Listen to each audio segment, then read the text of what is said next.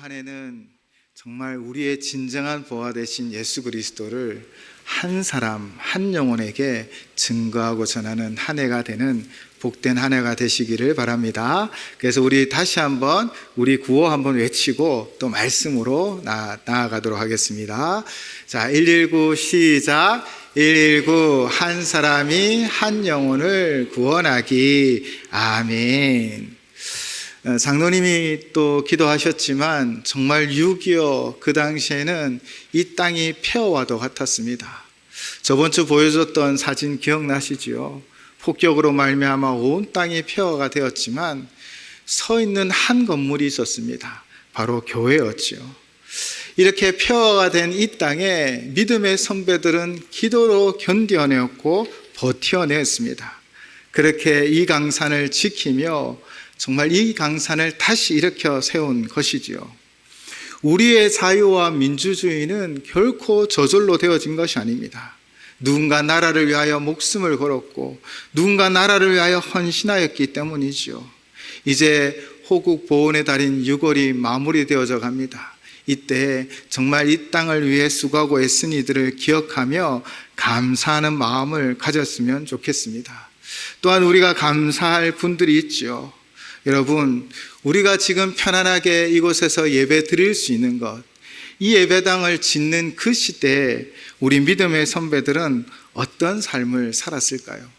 정말 힘들고 어려운 환경 가운데서도 그 시대를 살아가며 교회를 짓고 교회를 세워갔음을 믿습니다. 우리는 이 믿음의 선배들의 수고를 기억하셔야 합니다.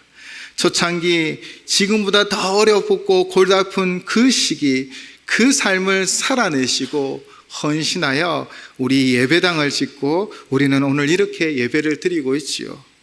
또한 지금 우리는 너무나도 잘 사용하고 있는 엘리베이터가 있습니다. 많은 크고 작은 교회들에요, 성도들은 나이가 연로에 가시는데 이 엘리베이터가 없어 여러 가지 어려움을 당하고 있습니다.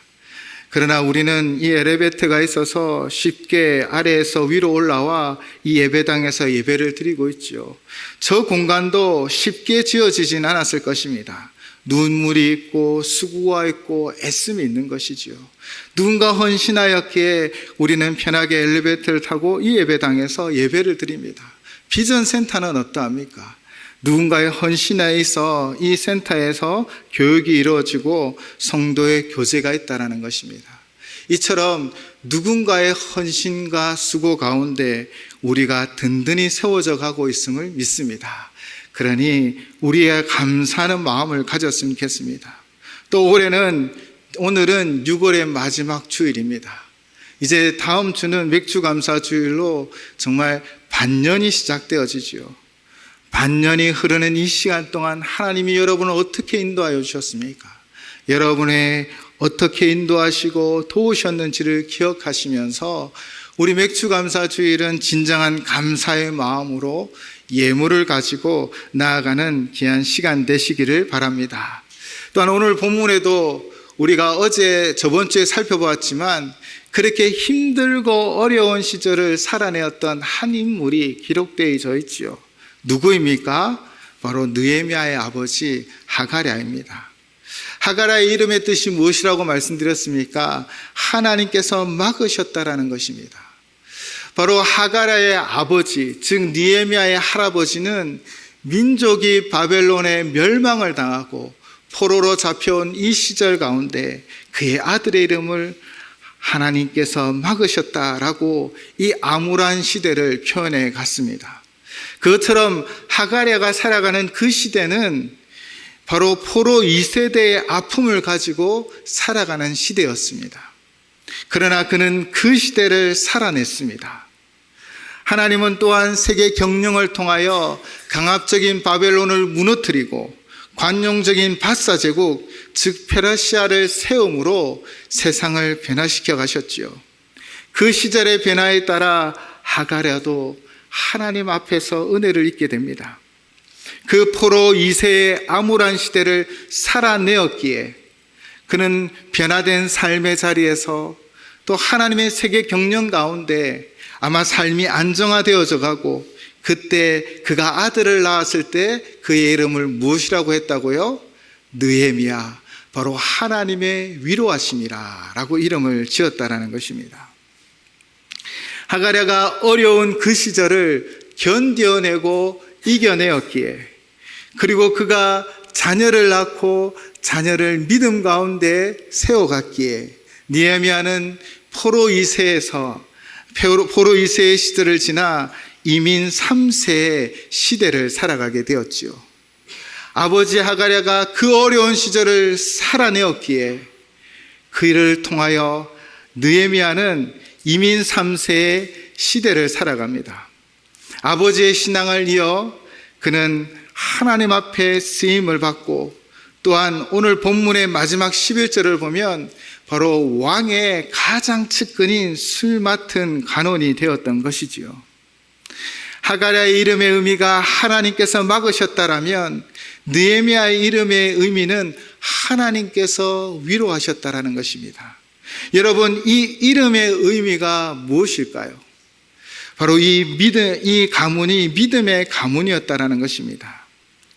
느헤미야의 할아버지도 하나님께서 우리의 가정을 다스리시고 하나님께서 지금 우리 가운데 징계를 주셔서 이 어려움을 당하고 있다라는 고백을 하였고, 느헤미야의 아버지 하가랴는 바로 하나님께서 우리의 삶을 역전시켜 주셔서 이제 평안케 하였다라고 바로 느헤미야 하나님의 위로하셨다라는 고백을 하고 있는 것입니다. 무엇을 말하고 있습니까? 우리의 주어가 어디에 있습니까? 이 가문의 주어가 어디에 있습니까? 바로 하나님께 있습니다. 하나님이 다스리시고 하나님이 인도하시고 하나님이 이끌어 가심을 고백하는 가문이었던 것입니다. 그래서 느헤미야도 하나님을 주어로 두고 사는 삶을 살아가는 것이지요. 하나님이 우리의 삶을 다스리고 하나님이 우리의 기도 가운데 응답하시고 하나님이 우리와 함께 하시면 반드시 무너진 것이 다시 세움을 입게 될 것이라는 그 믿음으로 오늘 느헤미야는 기도하고 있는 것입니다. 사랑하는 성도 여러분, 우리의 인생도 마찬가지입니다. 여러분의 인생의 주어를 누구에게 두고 있습니까? 나의 힘, 나의 능력, 나의 경험, 나의 신앙을 주장하고 있는 것은 아닙니까? 여러분의 주어를 하나님께 두십시오. 하나님께서 인도하셨습니다. 하나님께서 도우십니다. 하나님께서 나와 함께하여 주십니다 라는 이 신앙 고백 위에 여러분의 삶이 다시 한번 세워지고 가정이 세워지고 자녀가 세워지는 역사가 일어나기를 주님의 이름으로 축원을 드립니다. 느헤미야는 하나님의 관점으로 늘 세상을 바라보며 관심이 있었습니다. 어디에 관심이 있었을까요? 바로 예루살렘, 하나님의 백성들에게 관심이 있었던 것입니다. 구글 지도를 하나 띄워드리겠습니다. 이 구글 지도를 보면요, 수산이 어디에 있는지 알 수 있습니다. 바로 이란, 페르시아가 바로 이란 지역을 중심으로 대제국을 이루었지요. 지금은 수사라는 단어를 쓰고요, 이름 명칭을 쓰기도 하고요. 저 수산에는요, 다니엘 선지자의 무덤이 있다라고 그래서 기념하는 장소가 있기도 합니다. 이 구글 지도를 통해서 보면요, 이 수산에서 예루살렘까지 지금 우리가 보면 거리가 좀 있네라고 생각이 들지만 구글 지도에 문의해 보면요, 이 거리가 약 1478km가 됩니다. 자동차로서는요 17시간을 달려야 하고요, 도보로는 15일 정도가 소요되어진다고 합니다. 서울에서 부산 왕복 2번에 조금 못 미치는 거리인 것이죠. 이렇게 먼 거리였습니다. 사람들은 이렇게 이야기하지 않습니까? outside our mind라고요. 멀리 떨어져 있으면 마음도 멀어지는 것이 당연하다고 합니다. 그러나 이 1478km의 거리에 그러나 느헤미야의 관심이 있었습니다. 물리적으로 멀리 떨어져 있었지만 그는 항상 신앙, 주어 바로 하나님의 도성 예루살렘을 향하여 그 마음이 있었고, 그리고 하나님의 백성, 나의 동족들에 대한 마음이 있었던 것입니다. 그런 관심을 가지고 있었는데 1차 포로 교환 때 스룹바벨을 통하여 다시 성전이 재건되었고 80년 세월이 지난 후 에스라를 통하여 영적 대부흥이 일어났습니다. 그리고 14년이 지난 뒤 느헤미야가 지금 수상궁의 술관원이 되었는데요. 그런데 안타까운 소식을 듣게 되어집니다. 15일의 거리이니 또 당시에는 거진 2배의 시간이 흐르지 않았을까요? 그렇게 오랜 기간 예루살렘으로 여행을 하고 돌아온 하나니아를 통하여 충격적인 소식을 듣게 됩니다. 그 내용이 1장 3절에 기록되어 있죠.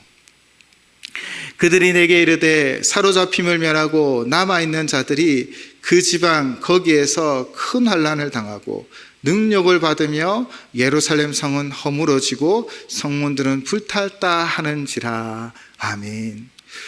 느헤미야는 성전이 재건되었고 또 영적 각성 대부흥이 있었기에 이제 그 예루살렘은 다시 한번 하나님을 믿는 믿음으로 또 많은 동포들은 평안할 것이라고 생각하고 있었던 것입니다. 그런데 하나니아를 통하여 그 현장의 소식을 듣게 되어집니다. 성전을 재건하고 영적 대부흥이 일으킨 뒤에 예루살렘을 다시 한번 강건하게 만들기 위하여 성벽을 지었지만 결국 그 성벽을 방해하는 인물들로 인하여, 사람들로 인하여, 또 그 지방 족속들을 인하여 성벽이 제대로 지어지지 않았습니다. 또한 세웠던 성문은 불이 타서 정말 무방비 상태에 있는 것입니다. 밤낮으로 영탐하는 세력들이요 예루살렘에 정착한 이 이스라엘 백성들을 괴롭혔던 것입니다. 그로 말미암아 느헤미야는 가슴이 무너지기 시작합니다. 그래서 느헤미야는 어떻게 반응하였습니까? 4절을 보시면 내가 이 말을 듣고 앉아서 울고 수일 동안 슬퍼하며 하늘의 하나님 앞에 금식하며 기도하여. 아멘. 느헤미야의 반응은 무엇이었습니까? 1478km가 떨어진 그곳에 관심을 가지고 그 관심을 가진 그곳의 형편이 어렵고 힘듦을 듣고 그는 하나님께 기도하기 시작합니다. 그의 관심의 현장, 그가 관심을 가지는 대상, 그 상황이 무너지고 또 회파되어져 모든 이들이 고생을 하고 있는 그 현장에 사실 그의 관심이 있었지만 아무것도 할 수 있는 것이 없었습니다. 그의 관심의 끝은 무너진 예루살렘이었고 그의 손길이 닿지 않았고 그의 마음이 닿지 않았고 그가 가지고 있는 아무리 큰 능력 또 술관원일지라도 아무런 도움이 되지 않았던 것이지요. 그래서 느헤미야는 기도하기 시작했던 것입니다. 제가 이번에 세미나를 다녀온 장소는요 좀 특이했습니다. 통합교단과 성결교와 또 고신교단 건물이 하나 둘 셋 있었습니다. 바로 곁에 있었던 것입니다. 통합교단 정말 대전로에 사무실이 있었는데 그 사무실 밖에는요 오늘 저희가 볼 수 있는 이 총회표가 현수막으로 크게 달려 있었습니다. 성령의 능력으로 부흥하는 교회. 우리 통합 모든 교회들은 성령의 그 능력으로 부흥하는 교회가 되기 위하여 열심으로 달려가고 있는 것이지요. 그리고 제가 훈련받은 수양관에는요 그냥 간판이 달려 있었습니다. 그리고 바로 옆에는 교신교단 세계 선교 회관이 있었는데 거기에도 또 하나의 현수막이 걸려 있었습니다. 그 현수막의 내용은 이렇습니다. 우리의 끝 하나님의 시작. 지나가며 읽었던 그 단순한 말이지만 저에게 큰 울림이 되었습니다. 오늘 본문을 묵상하며 그 현수막이 다시 떠올랐습니다. 지금 느헤미야는 관심이 있었습니다. 예루살렘에 대한 관심이 있었습니다. 그러나 그의 손길이 닿지 않았고 그의 마음이 닿지 않았고 그가 높은 고관의 지위에 있었지만 아무런 도움도 줄 수 없는 상황이었습니다. 그의 관심의 끝이 그렇게 무너진 곳이었지만 그러나 그가 붙잡은 것이 무엇이었습니까? 하나님 앞에 기도하기 시작했다라는 것입니다. 사랑하는 성도 여러분, 우리의 삶도 마찬가지이지 않을까요? 여러분, 누구나 다 우리는 관심을 가지고 있습니다. 우리가 관심을 가지고 있죠. 우리 자녀들에게, 아내, 남편, 부모님, 형제, 자매, 친한 이웃에 향하여 우리의 관심이 있고 마음이 갑니다. 그런데 때로는 우리의 손길이 닿지 않고 우리의 마음이 전하지 않고 우리가 힘이 있고 능력이 있어도 뭔가 해줄 수 없을 때가 대부분입니다. 우리의 자녀들이 우리의 마음대로 되십니까? 우리의 가까이 있는 이웃들이 우리의 마음대로 되십니까? 어쩌면 우리도 우리의 끝을 만났는지도 모르겠습니다. 관심은 있지만 우리의 영향력이 비치지 못하는 우리의 끝. 그러나 우리의 그 끝에서 하나님을 바라볼 때 하나님은 역사를 시작하여 주십니다. 느헤미야도 그 관심의 끝이 예루살렘이었고 모든 것이 무너진 곳이었지만 그러나 그가 하나님을 바라보며 기도하기 시작하였을 때 하나님은 느헤미야의 기도를 통하여 놀라운 일들을 시작해 나가십니다. 여러분, 혹시 여러분의 능력과 손길이 노력이 닿지 않아 절망이 있는 끝에 서 있다면 다시 하나님을 바라보십시오. 우리의 주어에 하나님을 두고 하나님 도와주십시오. 하나님 역사하여 주십시오. 그렇게 하나님 앞에 나아가면 하나님은 우리의 기도를 통하여 회복의 역사를 만들어 가실 줄을 믿습니다. 오늘 느헤미야는 어떻게 기도를 시작하고 있습니까? 5절을 보시면 하늘의 하나님, 여호와 크고 두려우신 하나님이여 라고 고백하고 있습니다. 여러분, 기도가 어려우십니까? 어려우시면 이 손기도, 손바닥 기도를 기억하시기 바랍니다. 이 손바닥 기도, 이 5손가락으로 기도하는 법이 있습니다. 첫 번째는요, 무엇입니까? 하나님을 향한 고백입니다. 두 번째는 무엇입니까? 감사입니다. 세 번째는 회개입니다. 네 번째는 간구입니다. 그리고 5번째는 예수님 이름으로 기도하면 됩니다. 이 기도의 모습이 오늘 느헤미야의 기도에 담겨 있습니다. 그런데 왜 첫 번째로 하나님이라고 고백할까요? 사실 느헤미야는 지금 마음이 불타고 있습니다. 그 끝, 무너져버린 예루살렘을 회복시키고 내 동포들을 살려야 하는데 기도할 때 하나님 제발 살려주세요. 하나님 우리 동포들을 회복시켜 주시고 성벽을 세워주십시오 라고 먼저 기도하지 않고 그가 제일 먼저 한 것은 바로 하나님이라는 고백입니다. 왜 느헤미야는 하나님에 대한 고백을 하고 있을까요? 이것은 바로 우리의 신앙 고백이기 때문입니다. 여러분, 기도는 대화입니다. 그냥 산 높은 곳에 올라가 외치는 소리, 그래서 메아리가 쳐 들려오는 소리가 아닙니다. 기도는 분명한 대상이 있습니다. 우리의 기도를 들으시고 응답하시는 그분 앞에 우리는 기도하는 것입니다. 그래서 우리는 먼저 신앙 고백을 해야 합니다.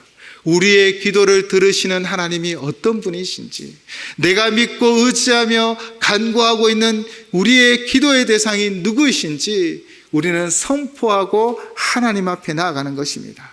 그래서 느헤미야도요, 하늘의 하나님이라고 고백하고 있는 것입니다. 이 하늘의 하나님이라는 고백이 포로기 이후에 자주 등장한다고 말씀드렸습니다. 그 이유가 무엇입니까? 택함 받은 백성이 세상의 거대한 힘에 무너져 내렸습니다. 하나님이 세우신 성전, 그것이 세상의 힘 가운데 무너졌습니다.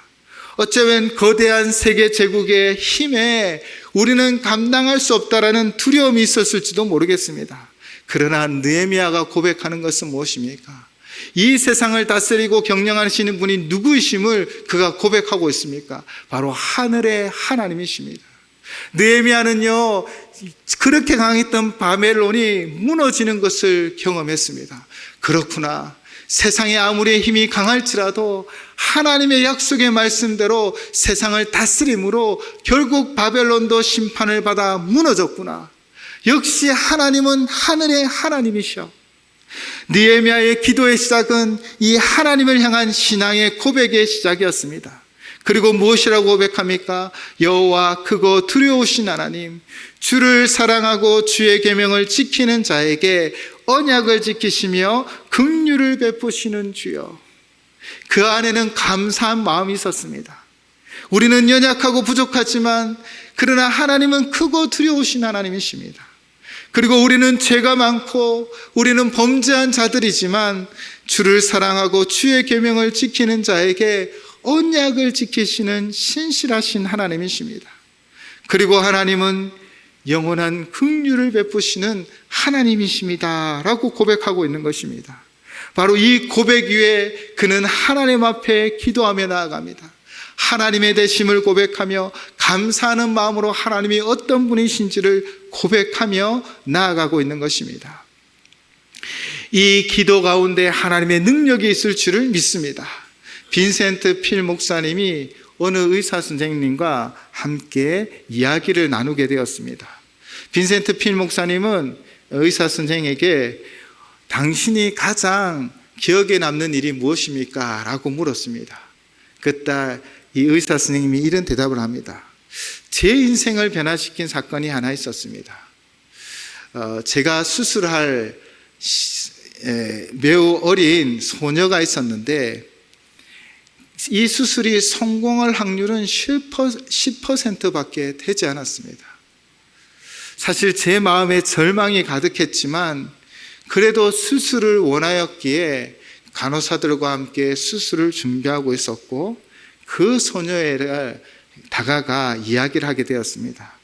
그런데 그 소녀가 저에게 이런 부탁을 하는 것입니다. 선생님, 부탁이 있습니다. 저는 매일 잠자리에 들기 전에 기도합니다. 지금 기도해도 괜찮겠지요?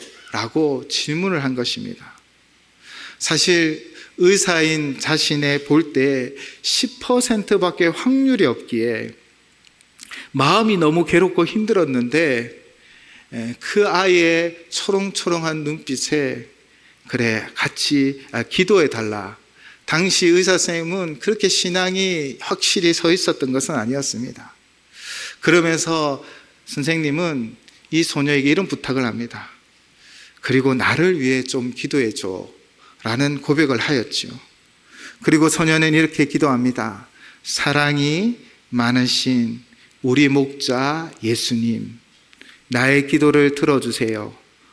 오늘 이 시간 당신의 이 어린 양을 지켜주시고 그리고 예수님, 의사 선생님에게도 축복해 주세요. 선생님이 힘들어하고 있습니다 라고 예수님의 이름으로 기도를 마쳤다고 합니다. 이 소녀의 기도를 들은 의사 선생님은 이렇게 두렵고 힘든 순간에 주님을 향한 분명한 신앙 고백을 통해 기도하는 이 아이의 기도에 크게 감명을 받았답니다. 간호사들 모르게 뒤를 돌아 눈물을 훔치고는 정말 그 짧은 시간 이렇게 기도했답니다. 오 하나님, 저를 용서하여 주시고 이 소녀의 생명을 구하게 하여 주십시오.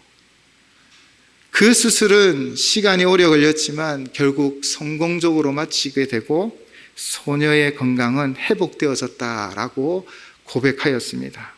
빈센트 필 목사는 이 글을 기록하면서 우리가 고백하는 기도의 힘이 얼마나 강한지를 우리에게 말해주고 있습니다.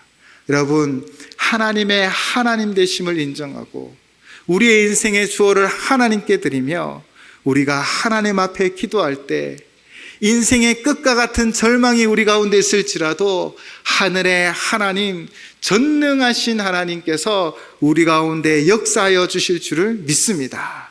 이런 고백 가운데 이제 세 번째 느헤미야는 회개하며 나아갑니다. 오늘 본문 6절 7절 우리 한 목소리로 함께 봉독하도록 하겠습니다. 시작. 이제 종이 주의 종들인 이스라엘 자손을 위하여 주야로 기도하오며 우리 이스라엘 자손이 주께 범죄한 자들을 자복하오니 주는 귀를 기울이시며 눈을 여시사 종의 기도를 들으시옵소서.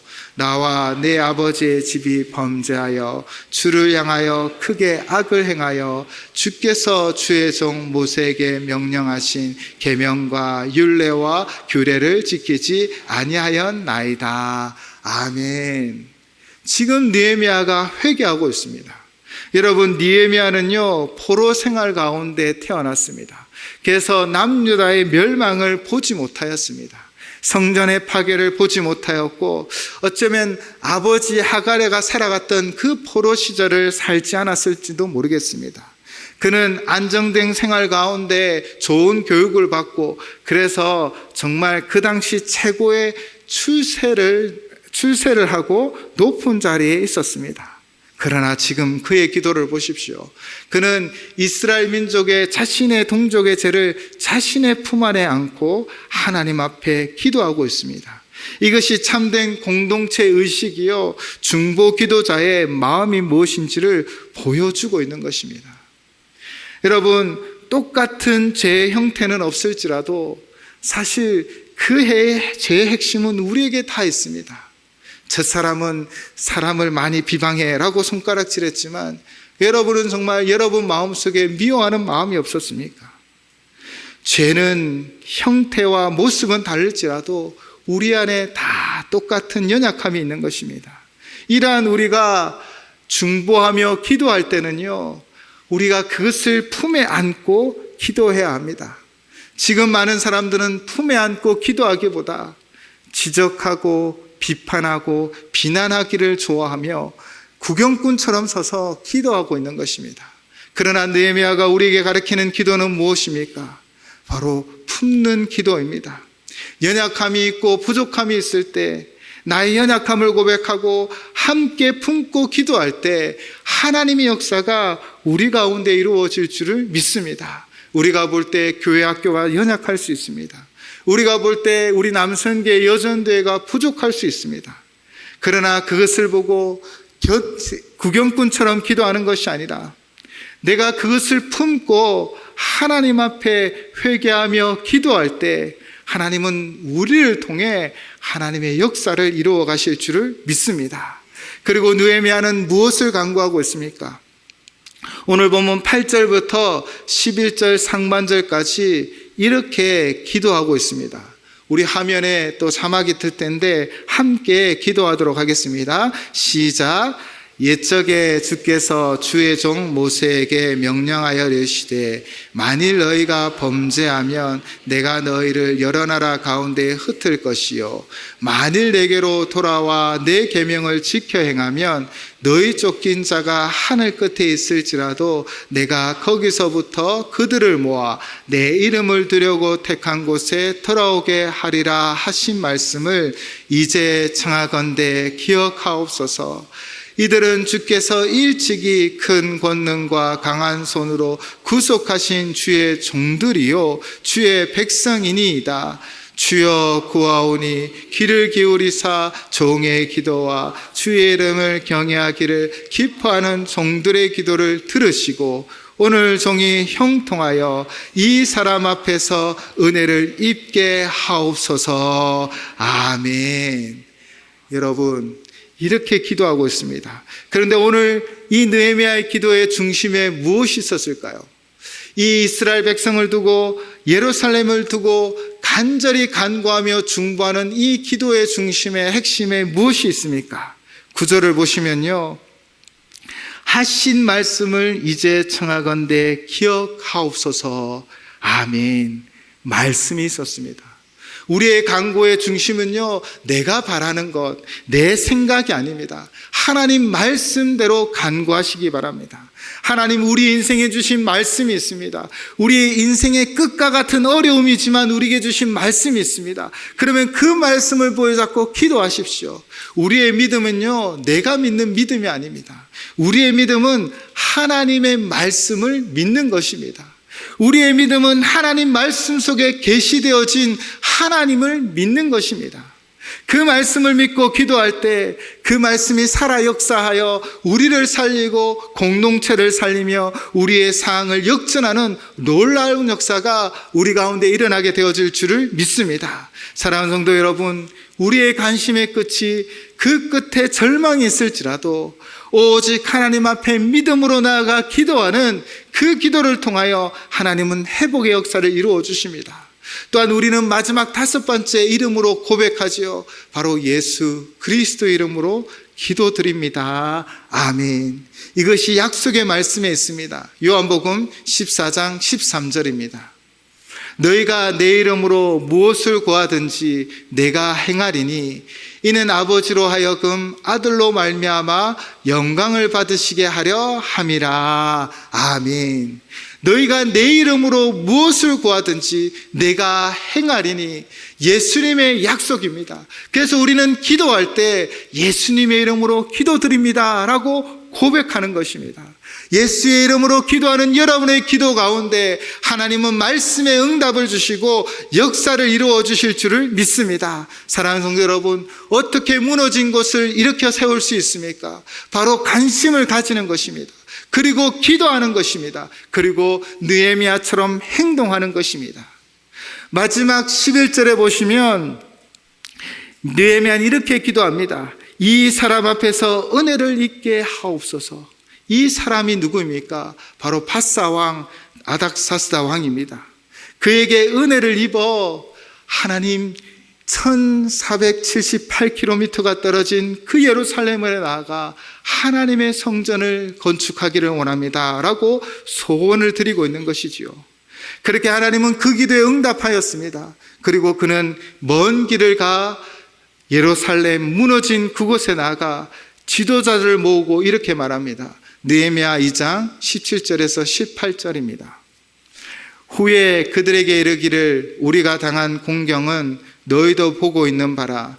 예루살렘이 황폐하고 성문이 불탔으니 자 예루살렘 성을 건축하여 다시 수치를 당하지 말자 하고 또 그들에게 하나님의 선한 손이 나를 도우신 일과 왕이 내게 이른 말씀을 전하였더니 그들의 말이 일어나 건축하자 하고 모두 힘을 내어 이 선한 일을 하려 하매. 아멘. 느헤미야는 행동하였습니다. 느헤미야는 그 예루살렘 현장으로 나아가 그들과 함께 무너진 곳에서 다시 일어나기 시작했었습니다. 사랑하는 성도 여러분, 여러분의 눈에 무너진 곳이 있습니까? 그러면 관심을 가져서 그 무너진 곳을 발견했다면 기도하십시오. 그리고 행동하십시오. 우리의 교회 학교가 무너진 현장 같으십니까? 그렇게 관심이 주어지십니까? 그러면 우리 교회 학교를 위하여 기도해 주십시오. 그리고 행동해 주십시오. 아이들을 만나면 교회 잘 왔다, 복 받을 거야, 너 잘 될 거야 라고 축복해 주십시오. 우리 교사들을 만나면 격려해 주십시오. 아침 일찍부터 나와 여러 가지 사명 가운데서도 수고하고 있습니다.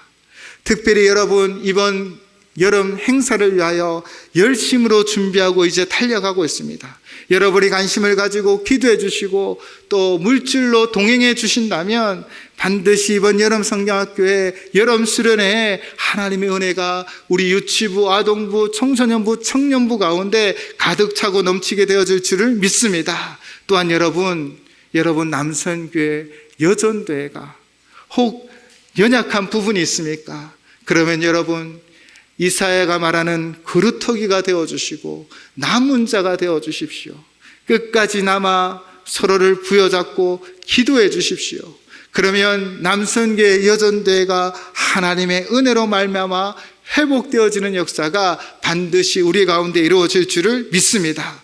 우리가 관심을 가지고 기도하고 행동하면 하나님 반드시 우리의 끝 그곳에서 하나님의 역사를 시작하여 주실 줄을 믿습니다.